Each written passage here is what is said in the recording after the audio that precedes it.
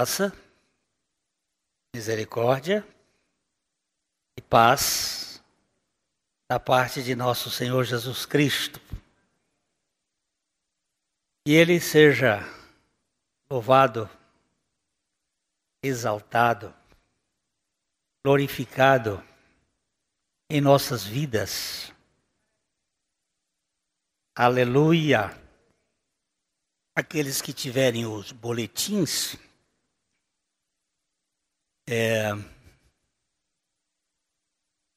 aqui nós vamos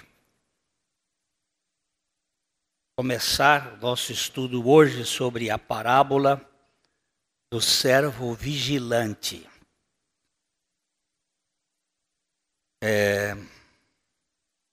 A parábola do servo vigilante. Jesus, ele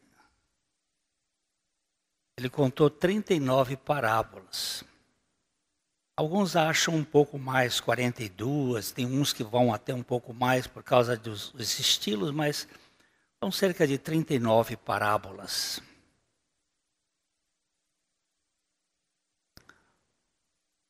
E ele gostava de contar histórias. Histórias que tinham uma relação com a realidade. Porque é isso que significa a parábola. Não é uma hipótese vazia. E aqui Jesus nos chama a atenção sobre o assunto vigilância. Nós vamos ler aqui juntos, os que estiverem aqui e aqueles que puderem também ler o texto bíblico. Lucas capítulo 12, versículo 35. Cingido esteja o vosso corpo e acesas as vossas candeias. Pai, nós precisamos que o Senhor fale conosco, pela Tua palavra e pelo Teu Espírito, no nome de Jesus.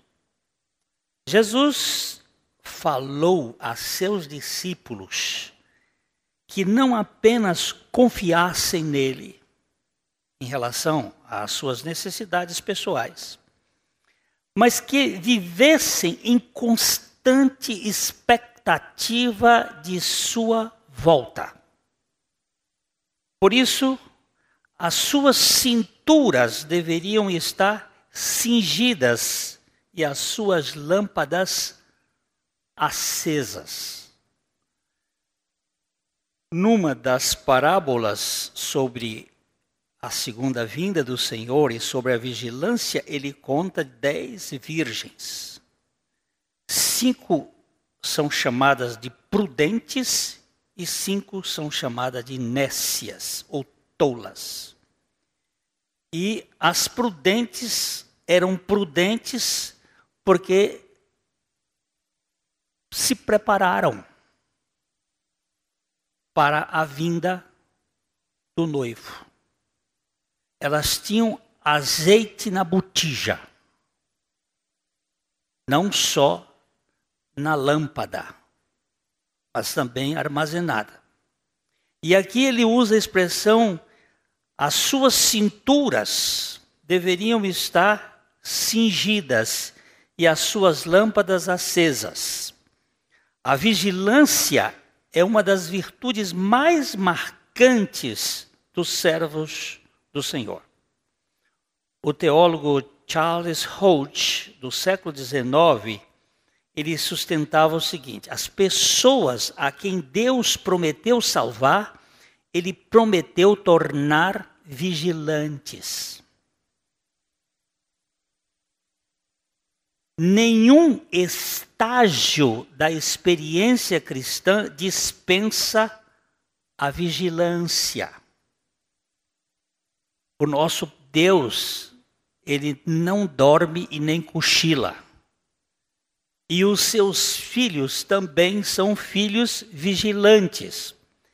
Em Marcos, no capítulo, não está aí, mas em Marcos, no capítulo 13, no verso 33, o Senhor Jesus diz assim: estai de sobreaviso, vigiai e orai,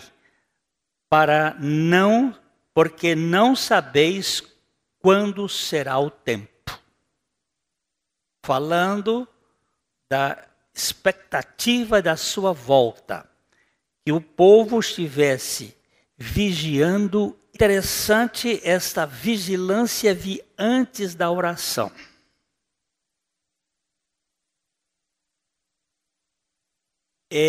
Para nos manter num estado não de alfa, da onda alfa, que a gente às vezes cochila, mas num estado da onda beta, onde a mente fica ativa.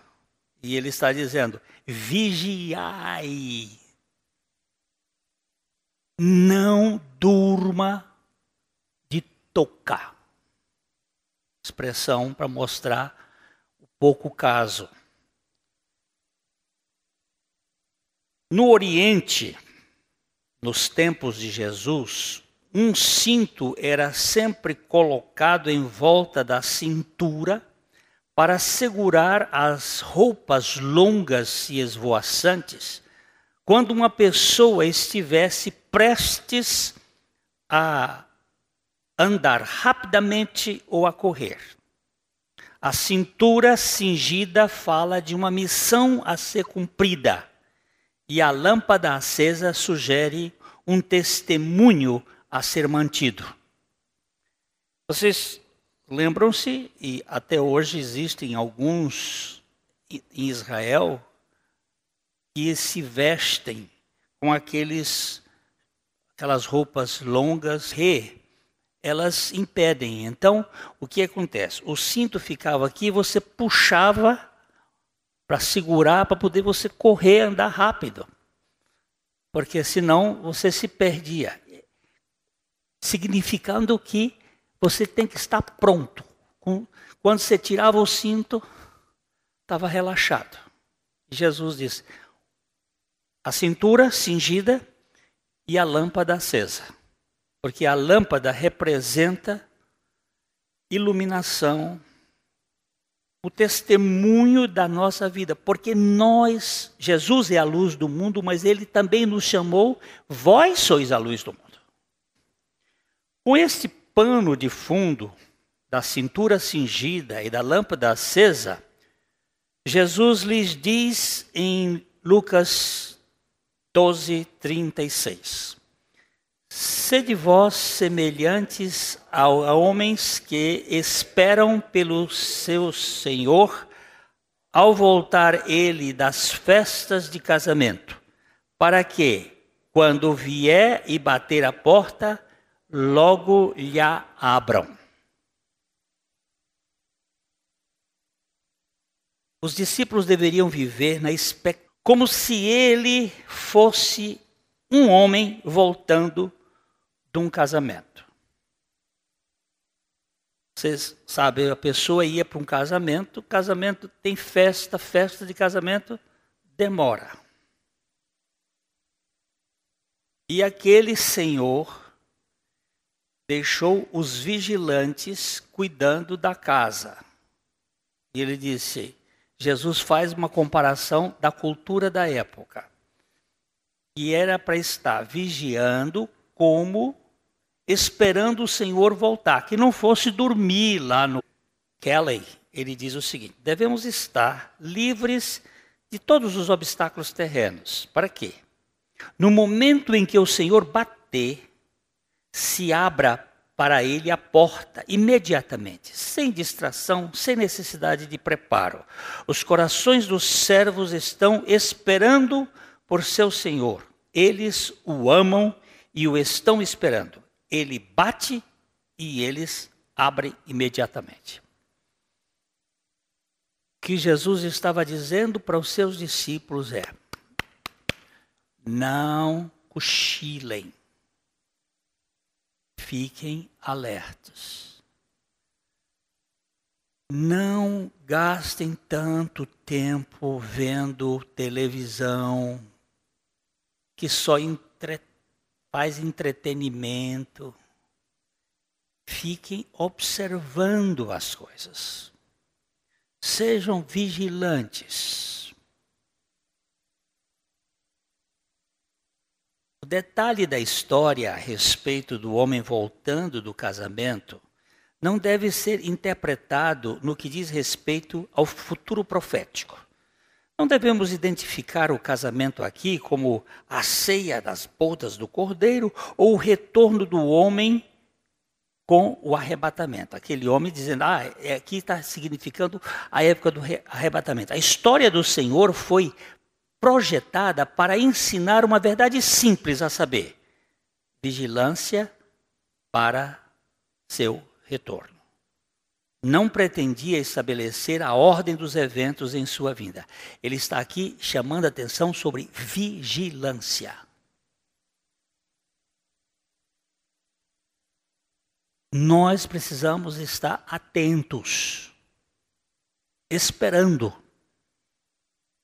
O versículo 37 de Lucas 12 diz o seguinte: bem-aventurados aqueles servos a quem o Senhor, quando vier, os encontre vigilantes.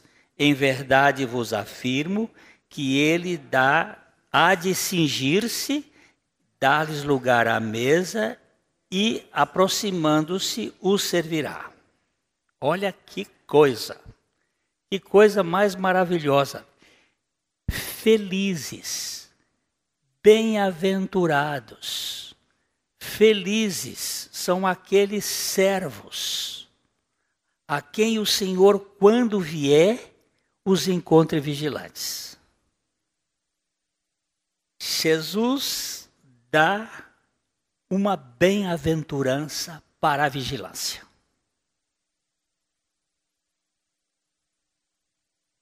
É um termo muito importante. O termo é Makarios. Esse é um termo que a Igreja Ortodoxa coloca na sua liderança maior. Aqueles que têm uma postura de ser os bem-aventurados. Jesus coloca aqui os vigilantes como sendo felizes, bem-aventurados. Quando o homem volta do casamento, seus servos o aguardam ansiosamente, prontos para entrar em ação ao seu comando. Ele está tão satisfeito com a atitude vigilante deles que vira o jogo, por assim dizer. O Senhor se cinge. O Senhor se cinge com um avental de servo, coloca-os à mesa e serve-lhes uma refeição. Essa é uma sugestão muito tocante de que aquele que veio a este mundo de forma de escravo, na forma de escravo, graciosamente condescenderá em servir seu povo novamente em seu lar celestial. O Senhor continua a sua missão de Senhor-servo. Olha só, o Senhor está mostrando, quando o servo, o Senhor da história, o homem da história, aquele dono de uma grande propriedade, ele vem e encontra os seus servos vigilantes, ele muda o jogo. Ao invés do servo servi-lo, ele se cinge. Cingir é colocar o cinto, e significa trabalho, e vai preparar a refeição dos servos. Ó, arrepia. Arrepia. O estudioso da Bíblia, John Albert, o alemão Bengel, ele considerou o versículo 37 como a maior promessa de toda a palavra de Deus. Não pode haver maior honra para um servo do que ser servido pelo Senhor. Imaginar a rainha da Inglaterra como garçonete a serviço dos seus súditos é nada diante do Senhor do universo servindo os seus servos. Eu não posso imaginar a Elizabeth, desculpa, Sua Majestade, chamá-la assim com tanta intimidade, mas se você é garçonete, eu vou chamar Vossa Majestade de Elizabeth, servindo. Tem tanta piada dela ultimamente, uma delas que ela teria dito assim, eu me lembro quando Jesus nasceu, Maria estava, porque ela é imorrível, mas o fato é o seguinte, ela servindo a qualquer súdito, é improvável na nossa mente, mas Jesus, o Senhor do universo, o Rei dos reis, o Criador deste mundo, me servir, fazer uma refeição, é assustador, não é? É assustador.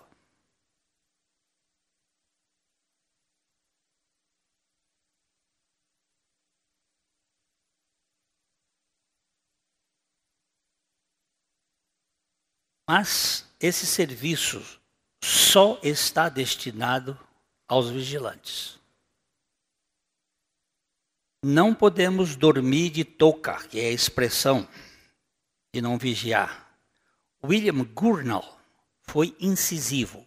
Coloque uma proteção forte ao redor dos seus sentidos. Eles são os campos de pouso de Satanás, especialmente os olhos e os ouvidos. Cuidado, ele está chamando a atenção. Os olhos e os ouvidos. O que você vê e o que você ouve. Eu e você temos que ser mordomos dos nossos sentidos. Colocar os nossos olhos em coisas perecíveis. Ouvir coisas que não têm sentido. Jesus disse, olha, tenham cuidado, vigiem, orem, estejam preparados. Alguém disse que a certeza da segunda vinda de Cristo deve tocar e impregnar cada parte do nosso comportamento diário. A certeza da segunda vinda de Cristo, ela deve tocar e impregnar cada parte de nosso comportamento diário. E Gurnall continua enfatizando, Cristo nos disse que virá, mas não revelou quando, para que nunca tiremos as nossas roupas, nem apaguemos as nossas lâmpadas. Precisamos ficar sempre alertas para alguns sinais, entretanto. Quando ele virá? Não sei. Já contei aqui, vou repetir, gosto dessa perspectiva de Lutero, quando lhe perguntaram lá nos anos de 1500 e alguma coisa, Lutero, se você soubesse que Jesus viria amanhã, o que você iria fazer? Ele disse, eu ia fazer 3 coisas. Eu ia ver se não tem alguma conta para pagar. Se eu já paguei tudo, se não paguei, eu quero pagar. Não quero ficar devendo ninguém. Eu ia ver se tem alguma pessoa que eu não preguei o evangelho aqui por perto. Porque se tiver, eu tenho que pregar o evangelho para ele. Eu vou plantar uma macieira. Pá! As duas são razoáveis.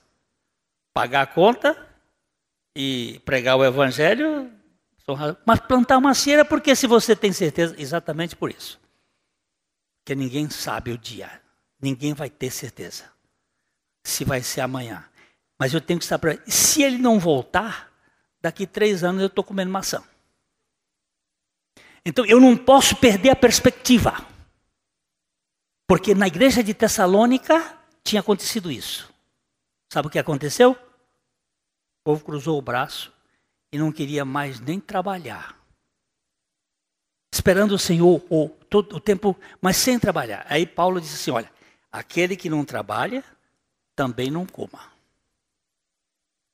Então você tem que ter a perspectiva.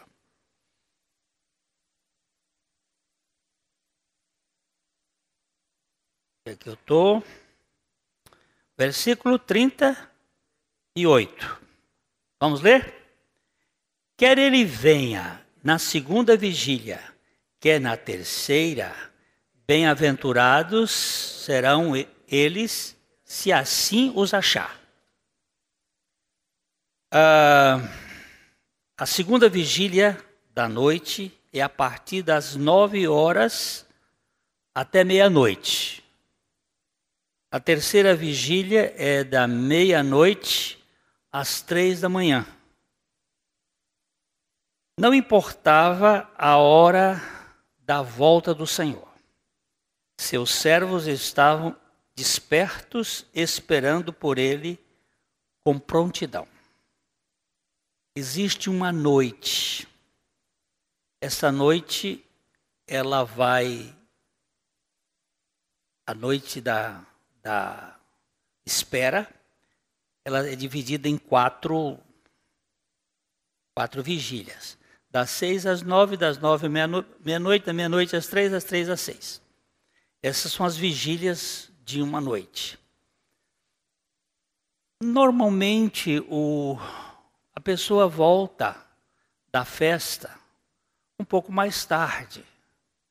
Ele vai para a festa, as festas em Israel começavam cedo, da noite, à tarde, depois à noite, e eles voltavam aí na segunda ou na terceira vigília. Disse, não importa, mas você tem que estar acordado. Você tem que estar esperando por ele. Não dormitem, fiquem atentos, estejam sempre esperando por sua vinda. Estejam esperando isso tão próximo como um grande evento, como vindo de uma maneira tão inesperada. Observem os sinais de sua vinda e estejam prontos, quer seja cedo da noite, quer mais tarde, nunca desconsiderem que o Senhor virá como num assalto. Nós precisamos estar atentos. Vamos ler agora os versículos 39 e 40. Sabei, porém, isto: se o pai de família soubesse que hora havia de vir o ladrão, vigiaria e não deixaria arrombar a sua casa. Ficai também vós apercebidos, porque a hora em que não cuidais, o Filho do Homem virá. Santos, você que é um militar, você que faz vigílias, você dormiria se soubesse que o ladrão viria na sua casa? Você estava esperando ele com um trambuco lá qualquer, né? Você não entra aqui, não. Você não vai entrar aqui na minha casa. E por que nós vamos dormir? O Senhor chamou a atenção. Saber isso, se o pai de família soubesse que hora havia de vir o ladrão, vigiaria e não deixaria arrombar a sua casa.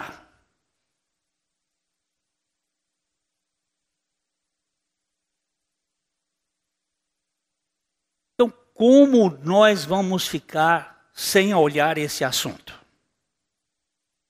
Não, o Senhor, quando ele vier, ele vai me pegar mesmo. Cuidado. Só vai os vigilantes. Ele deu a ceia e ele serviu aos vigilantes, aos que permaneceram esperando por ele. Não seja brasileiro nisso aqui. O brasileiro costuma dizer, dar um jeitinho, não, a coisa é assim mesmo, é assim mesmo. Não, tem regras, tem princípios, tem expectativas que precisam ser levadas a sério. O Senhor muda o quadro. Ele agora tirou o dono da casa que ia voltar, o chefe, o senhor, e agora põe um pai de família. Ele muda o quadro, aludindo ao dono de uma casa que foi arrombada em um momento de descuido. A vinda do ladrão foi totalmente inesperada. Se o dono da casa soubesse, não teria permitido que sua casa fosse invadida. A lição é que o tempo da vinda de Cristo é incerto. Ninguém sabe o dia ou a hora em que ele aparecerá, mas ele virá. E como eu não sei, eu tenho que estar esperando.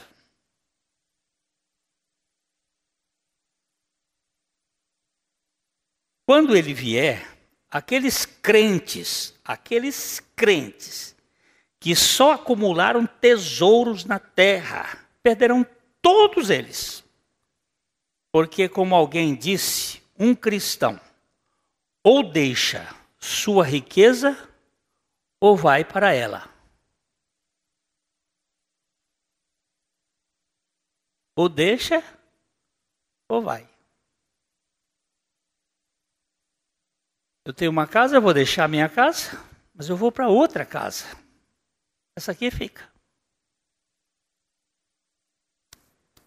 Eu não posso ficar com os olhos aqui. Se eu estiver esperando pelo retorno de Cristo e aplicando o que tem para acumular tesouro nos céus, onde nenhum ladrão poderá alcançá-los, esse irá gozar de sua verdadeira riqueza. Pois onde está o teu tesouro, aí estará o teu coração. Onde estiver o teu tesouro, aí está o coração.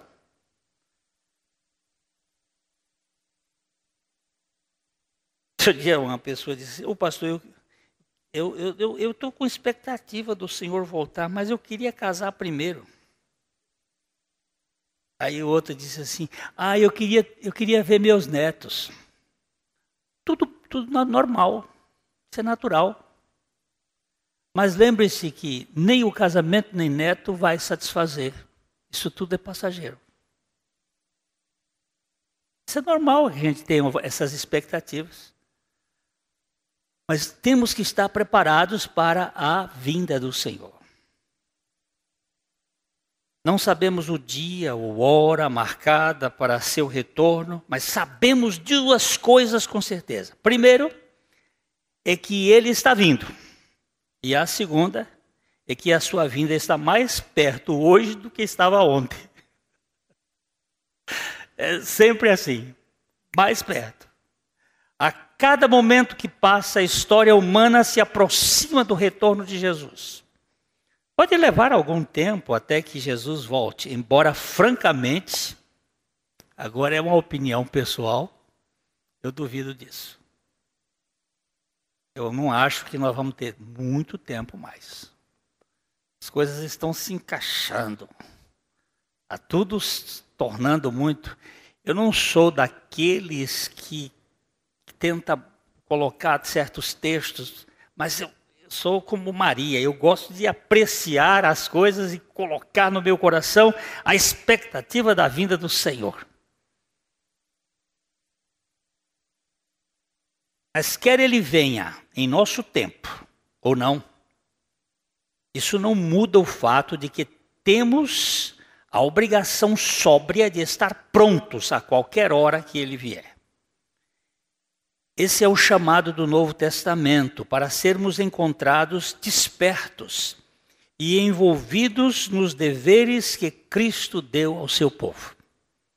Um dia, em 1980, eu fui aos Estados Unidos e nós estávamos visitando uma fábrica. E o dono da fábrica estava nos mostrando lá, de repente o bip, naquele tempo era bip, o bipzinho dele, pi, pi, pi, pi, pi, ele pegou o bip assim, e este homem, em menos de um minuto, estava com as suas botas, a sua roupa de bombeiro, entrando no seu carro e dirigindo-se para o chamado. Algumas cidades nos Estados Unidos, os bombeiros são voluntários. E muitos empresários são bombeiros. E aquele homem se vestiu imediatamente, ele estava com tudo preparado. Ele só pediu desculpas e já entrou para ir combater o fogo. Um homem que me ilustrou aqueles que estão preparados para a vinda do Senhor. Jesus então dá um aviso.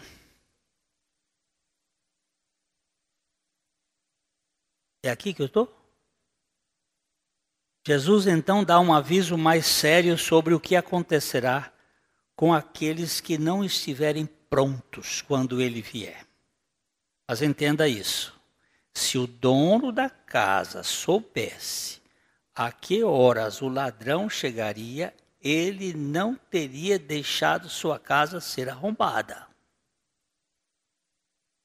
A iminência do fato provoca o preparo dos crentes. Os ladrões geralmente são muito cuidadosos para não serem apanhados em flagrante. Nenhum ladrão notificaria o dono da casa dos detalhes do roubo iminente.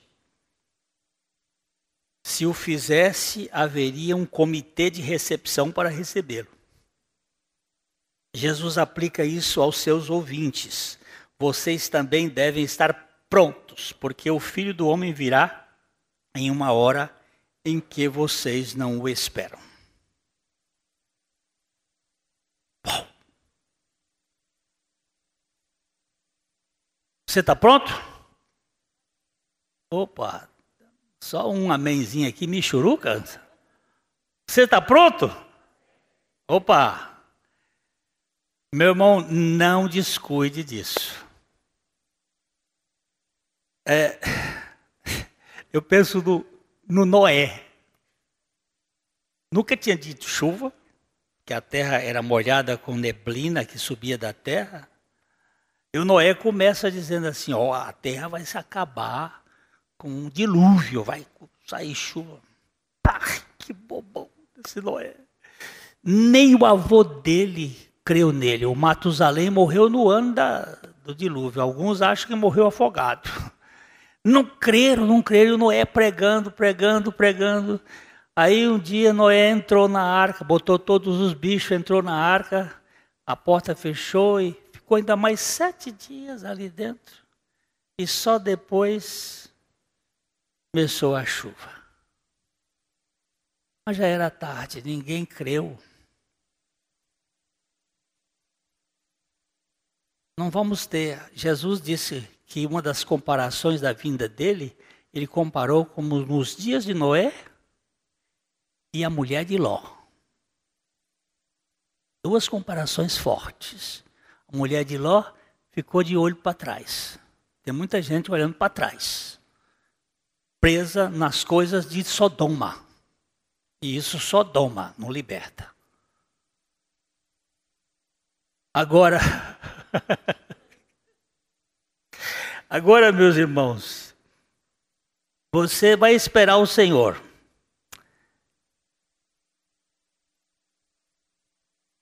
A iminência do fato provoca o preparo dos crentes. Você não vai encontrar um ladrão dizendo assim: Márcio, às 2h15 eu vou lá na sua casa. Ele não telefona, não manda um WhatsApp. Marquinhos, ô Marcos, eu sou ladrão. Eu vou para sua casa hoje. Ele não faz isso. Ele chega inesperadamente. Então, Jesus chamou a atenção deste fato. E agora, nós colocamos aqui, então vigiem.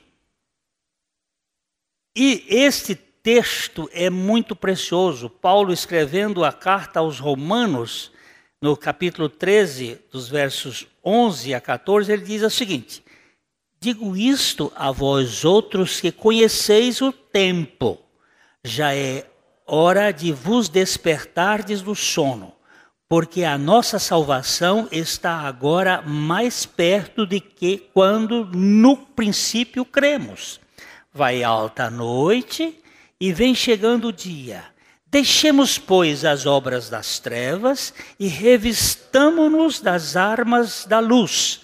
Andemos dignamente, em pleno dia, não em orgias e bebedices, não em impudicícias e dissoluções, não em contendas e ciúmes, mas revestivos do Senhor Jesus Cristo e nada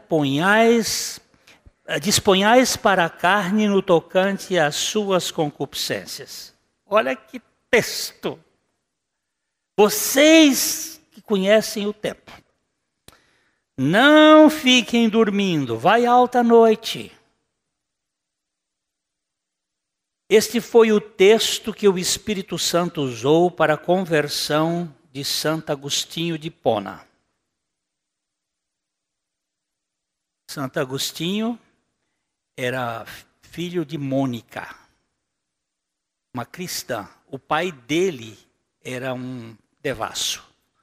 O pai dele ensinou Agostinho a se prostituir, a viver na vida de devassidão. Ele era um homem insaciável sexualmente. E ele foi ouvir a pregação do Evangelho por um pregador chamado Ambrósio. Ele ficou muito impressionado, porque Agostinho era professor de retórica. E ele ficou impressionado com a retórica de Ambrósio.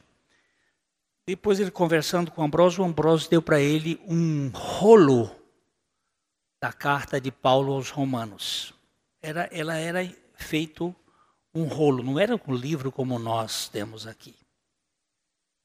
Ele levou o livro lá para a casa dele, mas não tinha interesse. E de repente ele escutou umas crianças, depois de alguns dias ele escutou umas crianças cantando essas cantigas de roda na rua, e elas diziam assim: Tola ti et legere, pega e leia. Aí ele correu para o livro. Na cantiga eles diziam: pega o livro e leia. Ele foi lá e pegou o livro, e quando ele rolou o livro, caiu aqui. Bem aqui.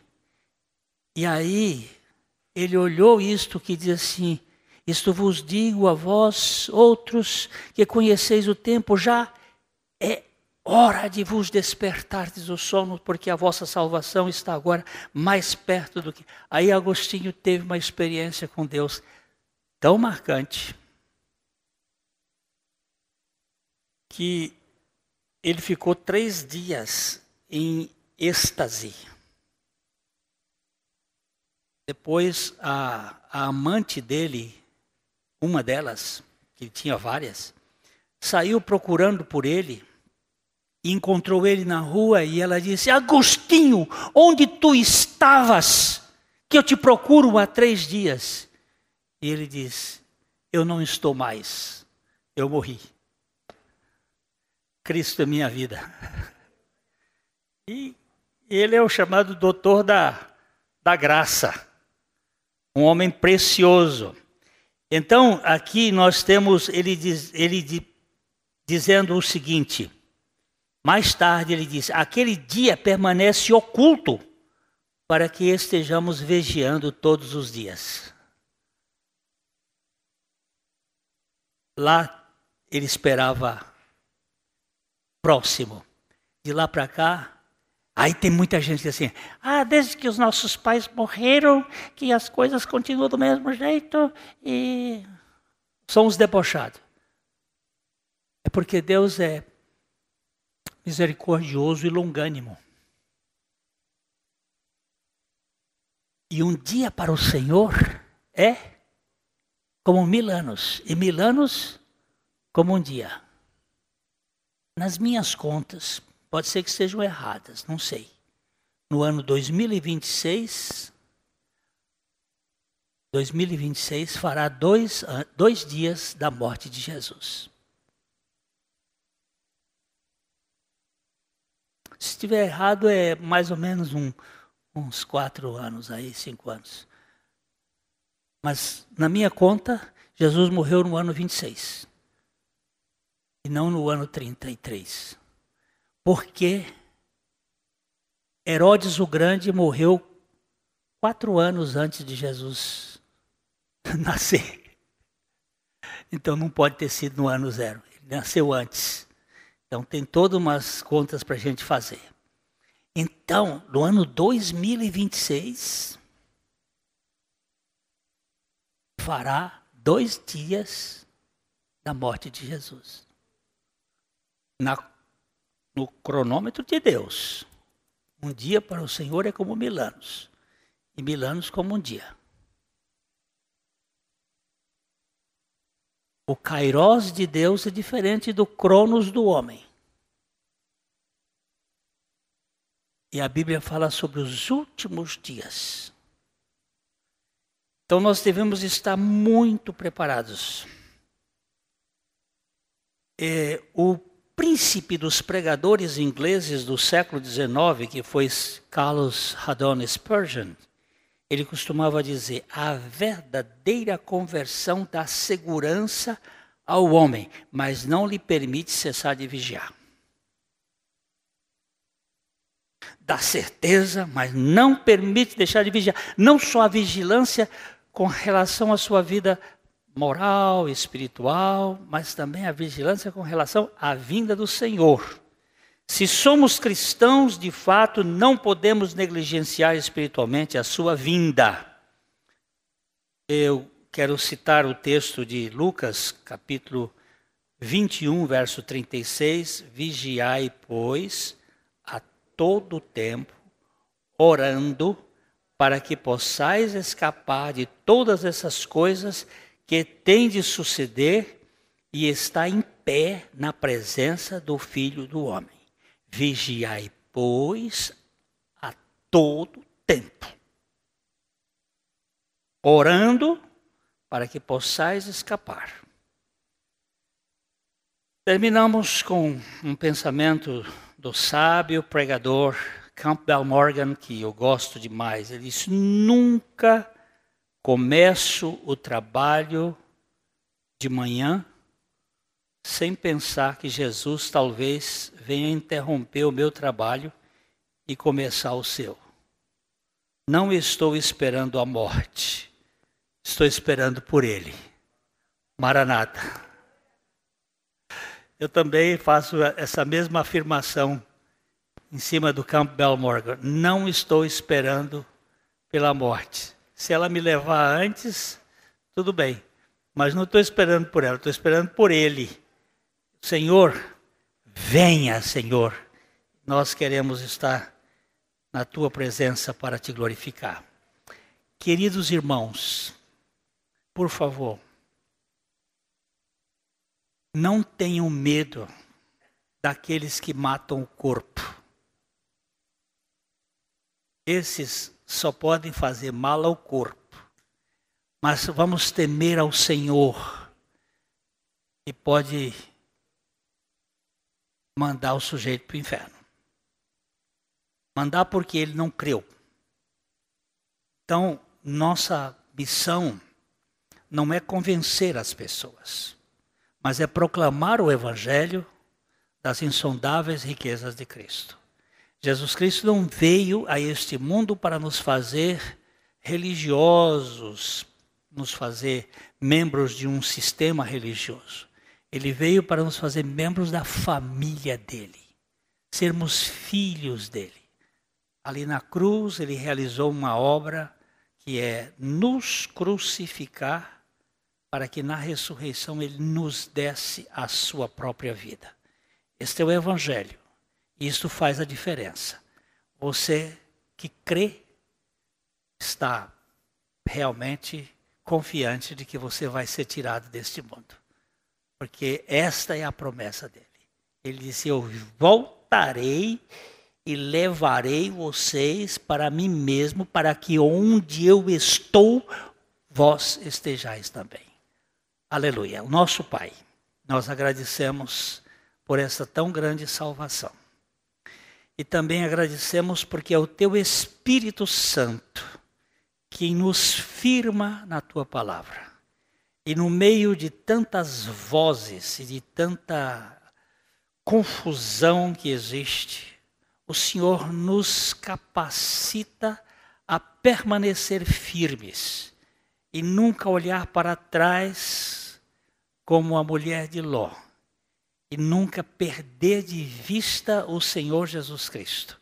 O Senhor nos dá essa condição. E nós te bendizemos e nós te louvamos.